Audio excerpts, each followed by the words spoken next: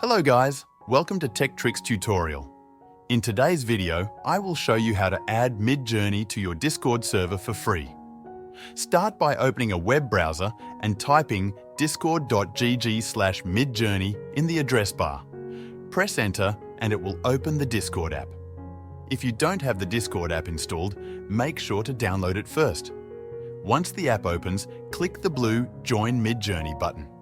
If prompted, allow access and complete the human verification. This will add you to the Midjourney server. Next, go to the right-hand side of the server and locate the Midjourney bot in the Members section. Click on the bot, then click the blue Add App button.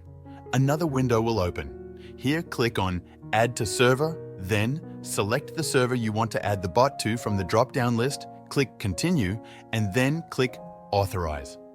Complete any additional prompts if needed. Once done, go to your server and check the members list. You'll see the Midjourney bot added successfully. That's how you add Midjourney to your Discord server. If this tutorial was helpful, please like the video and subscribe to our channel for more tech tutorials.